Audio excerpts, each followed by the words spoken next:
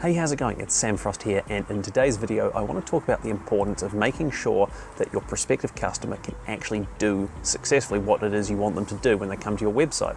So recently I went out to try and acquire a service, just getting something done at my house, and I spoke to a couple of different providers, or I should say I went on a couple of different provider websites and I sent some contact messages through a contact form. Now there was one particular provider I wanted to work with, and I sent the contact form one day, and then a few days later I hadn't heard anything back, so I actually called them up and said, hey, did you get this request I sent through?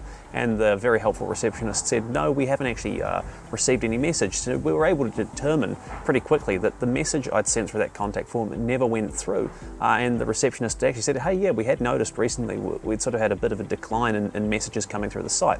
And long story short, it turned out that their contact form wasn't working. Now, I didn't delve into why it might not have been working. That's a question for them and their website developer. But what is important, and I guess the moral of the story, is to make sure that you do check in regularly, that your prospective customer can do the things you want them to do, and they can do it without encountering any kind of failures in the process, because a lot of people aren't going to stick around and try and find multiple ways to get in touch with you. They'll just move on to the next possible provider of the product or service that they're looking for. So make sure that your contact forms work if you've got contact forms. Make sure that your request a quote forms work if you're using those. If you've got an online store, make sure that that functions as expected, and check in on this stuff regularly. You should be checking frequently, because you can't really rely on customers to tell you. Some people might be charitable and tell you, but the truth is a lot will just move on to the next provider, and it might be quite some time before you actually get to hear from anyone that things aren't working, and there's a strong risk that you don't recover those inquiries. Another common example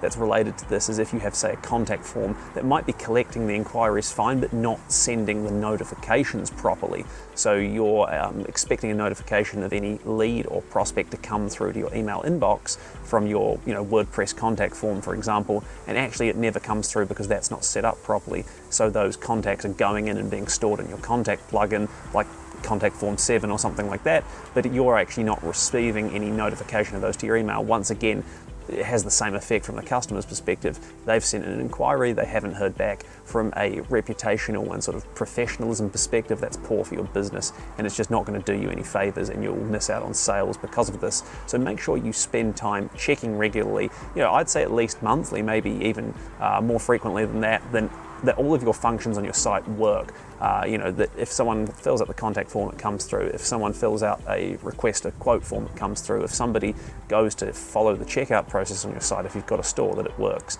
This is really simple stuff, but it will actually save you a whole lot of stress and hassle in the long run and make your business more effective. Because at the end of the day, you don't want to go and spend a whole lot of time, effort, and money on marketing only to sort of be let down at the 11th hour by something broken on your site. So I hope you found that helpful. If you've got any questions, please do let me know. I look forward to seeing you on the next video. Like this video, connect with me here on LinkedIn if you haven't done so already, and I'll see you next time.